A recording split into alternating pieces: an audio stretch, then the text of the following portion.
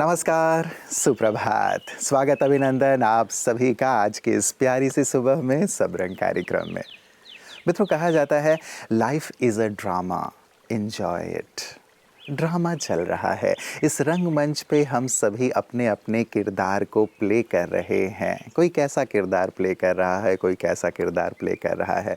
Drama में हर प्रकार के एक्टर्स होते हैं। कोई हीरो होता है तो कोई विलेन होता है। हीरो अपना पार्ट प्ले कर रहा है, विलेन अपना पार्ट प्ले कर रहे हैं।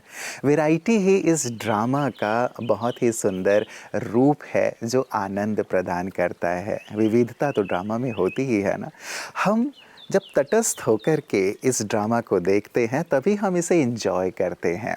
यदि हम इसमें इन्वॉल्व हो जाते हैं कि ये ऐसा क्यों कर रहा है, ऐसा रोल क्यों प्ले कर रहा है, वहाँ दुविधा पैदा होती है। इसीलिए कहा गया है life is a drama, enjoy it. तो आज के सारे दिन हम इसे ड्रामा के रूप में देखें जीवन को, तो हम सचमुच इसका भरपूर आनंद लेंगे। और न केवल आज लेकिन पूरी उम्र यदि एक एक्टर बन कर के हम पार्ट प्ले करें और ड्रामा को देखें साक्षी होकर के हर एक के पार्ट को, तो सचमुच जीवन आनंद से परिपूर्ण हो जाएगा। जीवन आनंद से भरता हुआ औरों को भी आनंद प्रदान करने वाला बन जाएगा।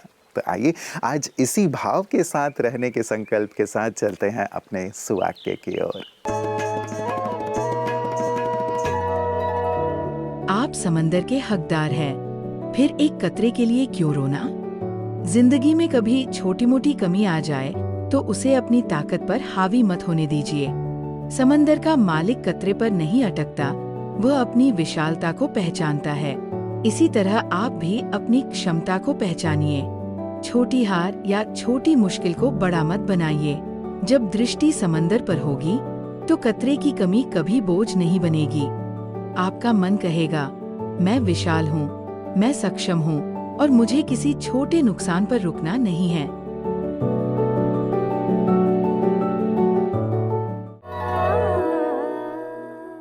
मित्रों, ये भी कहा जाता है कि life is a challenge, accept it. जो भी चैलेंजेस आ रहे हैं उसे दिल से स्वीकार कर लें, क्योंकि आप यदि भागेंगे तो कब तक भागेंगे। भागते भागते हम भयभीत होते रहते हैं।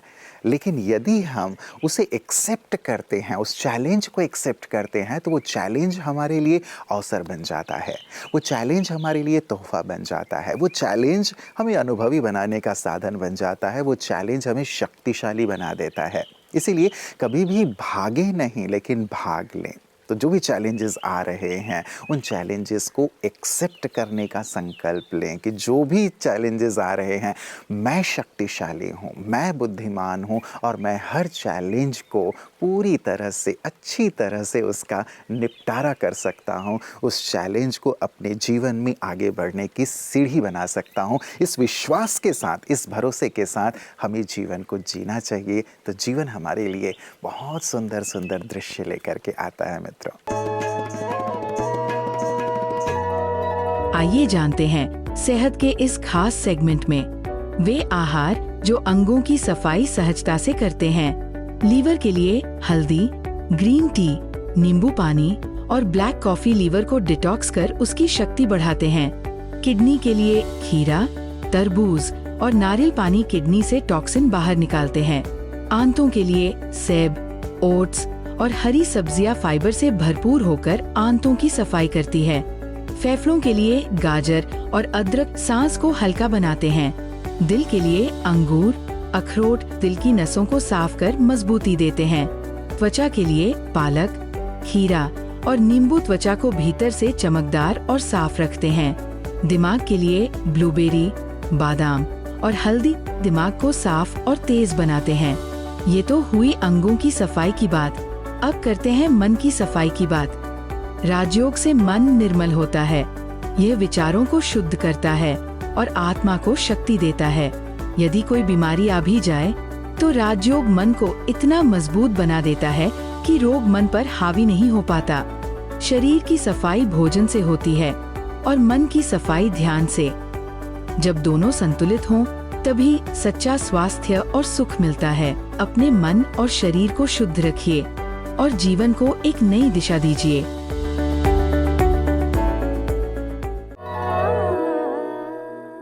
मित्रों, आज हम लाइफ की बात कर रहे हैं तो लाइफ के लिए ये भी कहा जाता है कि life is a puzzle, solve it. जीवन एक पहेली है, इसे आप सॉल्व कीजिए, क्योंकि हर दिन हर लम्हा कोई ना कोई पहेली लेकर के आता रहता है हमारे लिए। और यदि हम उसे सॉल्व कर लेते हैं तो हम आगे बढ़ जाते हैं, ऊपर की ओर बढ़ जाते हैं। इसलिए पज़ल में, पहेलियों में हमें उलझना भी नहीं है, लेकिन अपने मन को शांत और स्थिर रखते हुए उसके समाधान की ओर देखना है। कई बार बातें बहुत सिंपल सी होती हैं, उत्तर हमारे सामने होता है, समाधान हमारे सामने होता है, लेकिन क्योंकि हम उलझे हुए होते हैं, इसीलिए वो समाधान हमें दिखाई नहीं दे रहा होता है। आप सभी इसके अनुभवी होंगे। इसीलिए जीवन जो एक पज़ल है, उसे शांत मन से, स्थिर बुद्धि से हम सॉल्व करते चलें तो हम आगे से आगे बढ़ते चले जाएंगे, शिखर की ओर बढ़ते जाएंगे और जीवन हमारा सार्थक होता चलेगा, आनंद से भरता चला जाएगा। मैं देख रही हूँ आप जिस तरीके से जवाब देते हैं, आपकी जो डेप्थ है बातों में, ये डेप्थ इतनी कम एज में आपको कैसे आई? मैंने केबीसी में सुना था कि आपने कहा था कि आपको माइथोलॉजी में और रिलीजन में आपका बहुत ज़्यादा इंटरेस्ट है। और एक इंटरव्यू में आपका और देख रही थी जहां आपने ये बोला था कि आपकी दादी ने बचपन में बस में चढ़ते वक्त आपकी एज थोड़ी सी कम बता दी थी। तो वो आपने कहा था कि वो मेरे को छोटी छोटी बातों पे झूठ बोलना मुझे अच्छा नहीं लगा। तो इतनी डेप्थ आपकी बातों में इतनी कम एज में ये कैसे आप डेवलप करते हो? मेरे अंदर जितनी नॉलेज है, मेरे अंदर तो कम ही है, लेकिन जितनी नॉलेज मुझ में है उससे कई गुना ज़्यादा आपके अंदर है।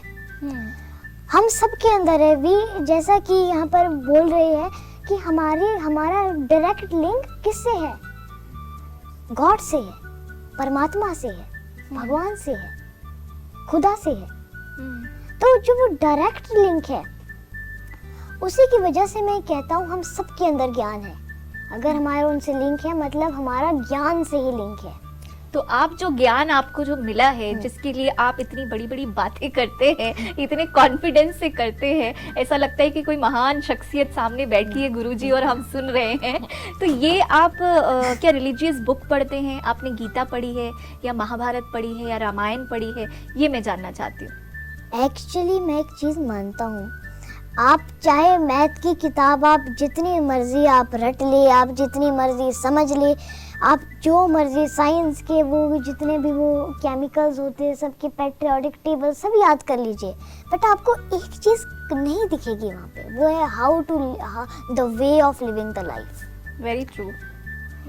ना आपको ये अंग्रेजी की किताब में मिलेगी, ना हिंदी की किताब में, ना साइंस की किताब में, ना सोशल साइंस की किताब में, ना ही कोई स्कूल कॉलेज में, ना ही किसी स्कूल कॉलेज में, ना ही कहीं कोचिंग होती है इसकी।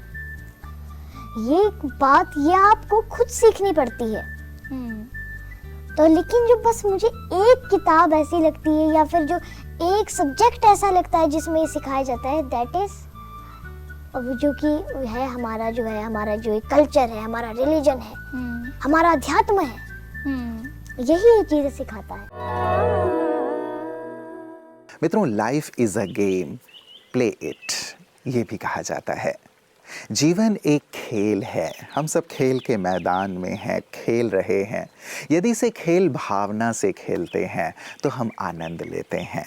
यदि हम इसे खेल की तरह देखते हैं तो हम आनंद लेते हैं। खेल में कभी भी ऐसा नहीं होता, किसी भी खेल में ऐसा नहीं होता कि एक ही टीम जीत रही हो, एक ही व्यक्ति जीत रहा हो, एक ही खिलाड़ी सेंचुरी बना रहा हो, एक ही खिलाड़ी हैट्रिक ले रहा हो। ऐसा नहीं होता। कभी हम ऊपर होते हैं, कभी नीचे होते हैं। हार और जीत दोनों खेल के अंग हैं, अभिन्न अंग हैं। इससे जो स्वीकार कर लेता है ना, उसका चित्त शांत रहता है, वो आनंदित रहता है, वो इस खेल को पूरी तरह इसका लुत्फ़ उठाता है। परमात्मा ने हमें यहाँ लुत्फ़ उठाने के लिए भेजा है, आनंद लेने के लिए भेजा है। जब तक जीवन है इस खेल को खेलो, अच्छे से खेलो, खेल भावना के साथ खेलो, औरों को भी मदद करो, आगे बढ़ाओ, औरों को सहयोग दो, औरों की सफलता में भी तालियां बजाओ। ये है खेल भावना, और इसी भावना में मित्रों आनंद है। तुम भी बढ़ो हम भी बढ़ें, तुम भी जीतो हम भी जीतें। जब तुम जीतो तो तुम्हारी जीत में भी हमारी खुशी है, हम जीतें तो हमारी जीत में तो आनंद ही आनंद है। ये भाव सचमुच जीवन को पूरी तरह बदल देता है। ये भाव सचमुच हमें एक नया दृष्टिकोण प्रदान करता है जिसमें हर हाल में हम खुश रहते हैं, प्रसन्न रहते हैं। तो इसीलिए मित्रों, life is a game, play it जो कहा गया है, मुझे खेलना है, खुशी से खेलना है और इसका आनंद लेना है। ओम शांति। गीता एक बहती गंगा है जो हमें अंदर से और बाहर से शक्तिशाली बनाती है, क्योंकि सर्वशक्तिमान परमात्मा की अमृत वाणी है गीता, जो हर मनुष्यात्मा को भय से मुक्त कर जीवन जीने की कला सिखलाती है। मानव जीवन में बहुत बड़ा भय है मृत्यु का, लेकिन जब हम मनुष्यात्मा ये समझ लेते हैं मृत्यु मात्र एक पड़ाव है या बदलाव है, बस एक वस्त्र बदलना ही है और आत्मा की यात्रा अनंत है और निरंतर है। जब इस सत्य को हम समझ लेते हैं, इसकी अनुभूति करते हैं, इस सत्य में जीना सीखते हैं, तो हम मृत्यु भय से मुक्त हो जाता है और मृत्यु हमारे लिए मित्र बन जाता है। इसलिए भगवान कहते हैं स्वधर्म में जीना है। स्व को जब देखते हैं, पराई चीजों के ऊपर हमारा लक्ष्य नहीं जाता। जब स्वयं के अंदर की खूबियां ही इतनी सारी है जो दूसरों की ओर झांकने की फुर्सत भी नहीं है, जरूरत भी नहीं है। इसीलिए गीता कहती है श्रेयस्कर अर्थात श्रेष्ठ धर्म वो है वो जो स्व का धर्म है। स्व के धर्म में जीना यही सनातन सत्य है। स्व के धर्म में जीने को ही सनातन धर्म कहा गया है। इसके बदले रूप, वर्ण, भाषा, वर्ग, जाति, मत, पंथ के आधार से जिसको हम धर्म मान के चल रहे हैं, जिसके कारण ही हम आज दुख के वशीभूत होकर खुद भी दुखी है और दूसरों को भी दुख देते हैं। इसलिए सुखमय जीवन जीने के लिए स्व के धर्म को जानना, पहचानना अति आवश्यक। मित्रों, जीवन के लिए एक और बहुत खूबसूरत सी बात कही गई है, वो ये है कि life is a gift, be thankful to God. भगवान ने हमें जो ये गिफ्ट दिया है ना, हमारे पेरेंट्स ने हमें जो ये गिफ्ट दिया है, या जीवन ने मुझे ये जो गिफ्ट दिया है, राइट, उसके लिए मैं थैंकफुल रहूं। क्योंकि इसे जब हम उपहार के रूप में देखते हैं ना, तो हमारे मन में ग्रेटिट्यूड की फीलिंग आती है। भगवान ने मुझे ये सुंदर जीवन दिया है, इस जीवन में कितनी सुंदरता है, उस सुंदरता को देखिए। कई बार हमें जो नहीं मिला है हम उसकी ओर देखने लगते हैं कि मेरे पड़ोसी के पास ये है, मेरे इसके पास वो है, मेरे पास वो नहीं है। और जो हमें होता है, हमारे पास होता है, उसका हम सुख नहीं ले पाते हैं। इसीलिए जो जीवन मिला है, गिफ्ट है ईश्वर के द्वारा दिया हुआ, उसे हृदय से शुक्रिया अदा करें। और जो नहीं भी है ना, उसके लिए भी शुक्रिया अदा करें, तो वो चीज़ें भी जीवन में आती चली जाती हैं। आप थैंकफुल बने, अपने पेरेंट्स के लिए थैंकफुल बने, उन सभी के लिए थैंकफुल बने जो आपके जीवन को खूबसूरत बना रहे हैं, आपके जीवन को उपहार की तरह आपको महसूस करा रहे हैं। तो मित्रों, ये जीवन सचमुच एक उपहार है, ईश्वर ने हमें दिया है, माता पिता ने हमें दिया है, प्रकृति ने हमें दिया है। सबका हृदय से शुक्रिया अदा करते रहें, फिर देखें जीवन कैसे खूबसूरत होता चलता है। तो मित्रों, आज जीवन को इन्हीं पहलुओं के साथ देखिएगा, तो सचमुच जीवन को आप सही तरीके से आनंद के साथ जी पाएंगे और जीवन में वहाँ पहुँच पाएंगे जहाँ आप पहुँचना चाहते हैं। तो गहराई से इन पर विचार कीजिएगा। कल पुनः इसी वक्त आप सबसे मुलाकात होगी। नमस्कार। ओम शांति।